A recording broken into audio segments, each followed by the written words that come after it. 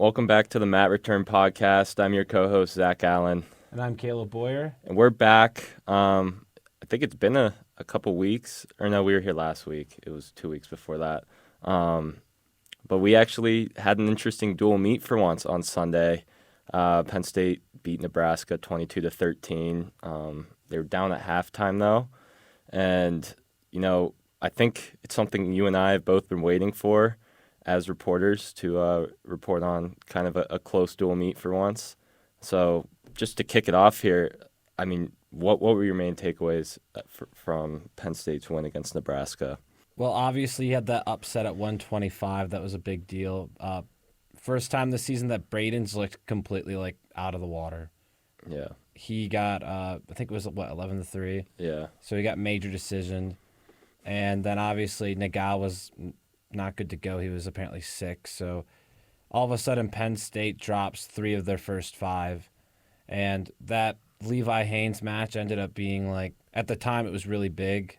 I know Penn State won by 9 points. So even if they had dropped that, they could have still won. But I just thought it was an actually entertaining duel. And I don't want to say wrestling's always entertaining in the individual matchups, but as a duel, we talked about this last week with duels are not as entertaining. This was a very entertaining duel. I enjoyed it. Yeah, I think I was saying to one of you guys that might have been my favorite dual meet I've covered in the 3 years I've been on the beat so far. I'd have to go back and think, but definitely this season that was easily the best one, not only for the wrestling but for the crowd. I think that was the most rowdy I've seen the student section be all season. And then at one point I saw Nebraska's coach even get up and point in the stands at a Penn State fan. So it was just, I feel like that's what college wrestling is all about. And I remember Cale Sanderson said that's why they added music, so it wasn't silent. It was barely ever silent in there. Maybe after or during Braden's match was the only time. But Rec Hall was rocking, and I think my personal biggest takeaway was Penn State's back half of the lineup once again is just dominant. And, they have Bo Bartlett and Levi are number one, some up-and-comers like Braden and Tyler.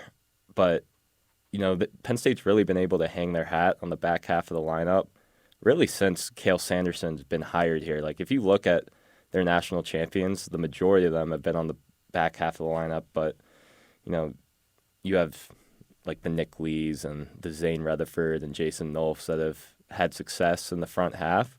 But it's like murderer's row back there. And I just think it's always amazing to see that. To me, it's wow, it kind of almost doesn't matter what happens in the front half. That's an exaggeration, but they can easily win all 5 matches on the back half almost every time, I think with the exception of maybe 184 pounds, and we saw that again. But moving on, Penn State facing Edinboro on Sunday might have the chance to be an even better match. I'm just kidding. I don't even think we really have to talk about this much at all. I just think it's going to be a blowout, if not a shutout. Yeah, they're 2-11. There's not much to talk about. They didn't even bother putting the individual wrestlers records.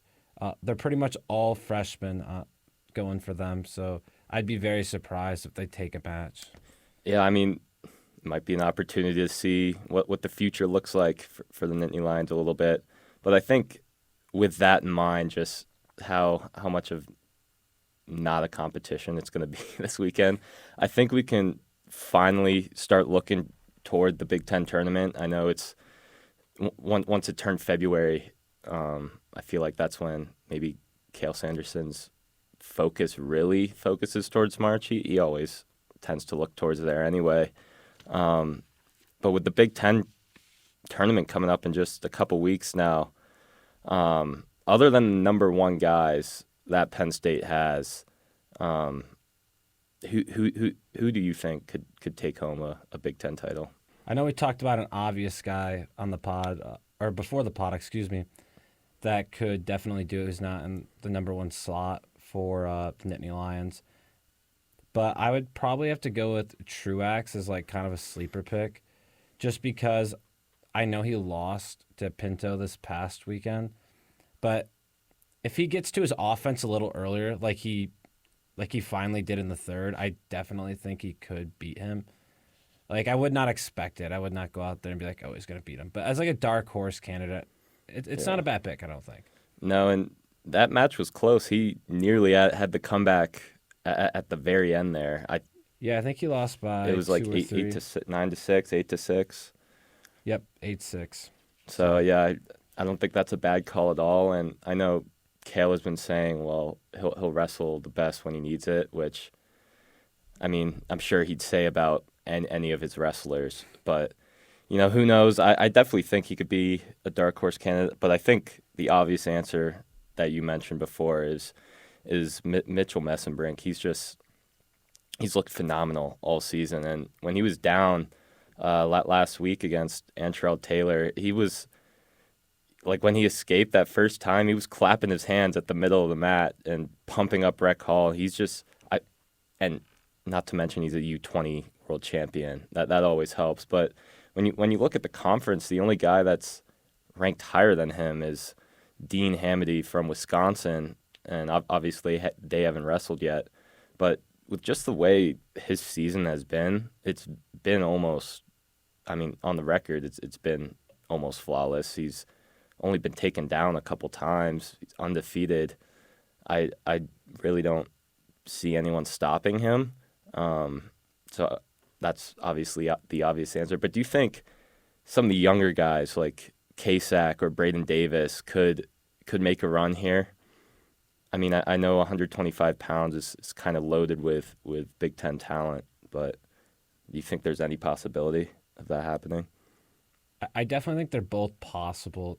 Both of those kids, they've kind of gone through a patch lately where they're wrestling guys who are like top 10 in their weight, and they're dropping these matches. But I don't know if I see a Big Ten title this year for either of them. Maybe more so Braden than Tyler. Sorry, I just blanked on his name for a second. But I definitely think there's a possibility, or there's a path for both of them. Yeah, I don't.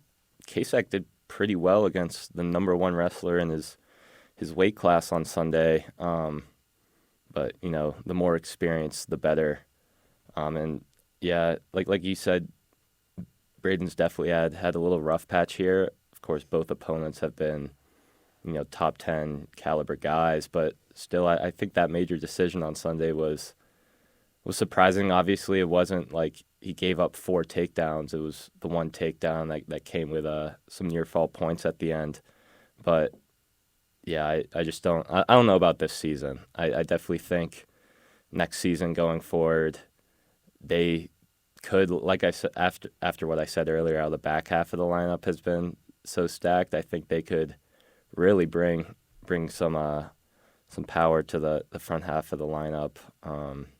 So yeah, I think definitely in future years those two guys could, and definitely I think definitely that they will be Big Ten champions before they leave college. But I guess next we'll look further even more to the NCAA championships, which also aren't that far out. I actually think they start 1 month from today. If it's the Yeah, that 21st sounds right. today. Yeah, it is the 21st today. So it's 1 month from today. They'll be in Kansas City wrestling. And I guess I'll just pose the same question kind of in a little different format. Um, Instead of who do you think is a dark horse to win the whole thing, that's kind of a hard pick to make. But what about All Americans? Are you asking me like how many or who specifically? You can do both. How many and who are they? Okay, so I would say they're probably going to All American 9. Who's the exception? The exception I think is going to be Nagao. I actually think so. Why's that? I mean, he's just kind of like Braden. He's hit a really rough patch, and he's sick this past weekend. He has what is he? 0-4 against top 10 opponents, I believe. Yep, 0-4.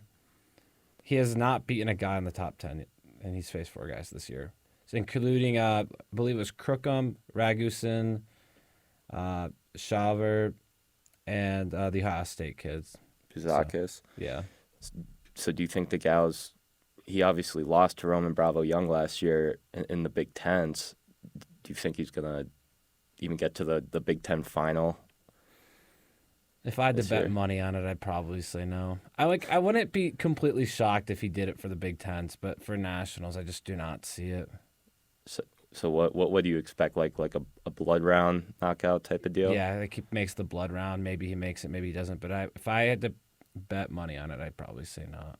Yeah, and I think the sickness definitely doesn't help. Obviously, it'll probably pass by then, but who knows? Carter's been sick for a while here. Yeah, it took him 3 weeks to get over it. So you're Yeah. talking 3 weeks from now. I mean, that's 1 week before nationals. Yeah, but he could easily be back, and I think Kale said on Tuesday they plan on him to be back. Actually, now that I think about it, so, but yeah, that sickness has just been lingering around that locker room since January, and it's almost March now. Yeah, we talked about it. Kasak missed time. Carter missed time. Obviously now Nagao missed time. I'm trying to think. Somebody else missed time. Brooks was sick but wrestled, and then Greg also missed 1 match. Yeah, he was the late scratch against Rutgers. Yep. But yeah, I think we'll definitely have more answers after the Big Ten tournament about, who can place where at the national tournament. I think probably everybody in Penn State's lineup is certainly capable of, pulling it off. It's just whether they will or not, and based on the trends that we've seen, like you said, Nagao going 0-4 against top 10 guys is definitely not a hopeful metric here as the postseason is upon us. I can't believe it already. But yeah, that's all from us for this week. We'll be back next week with another edition of the Matt Return podcast. But for now, I'm your co-host, Zach Allen. And I'm Kaleb Boyer. Peace.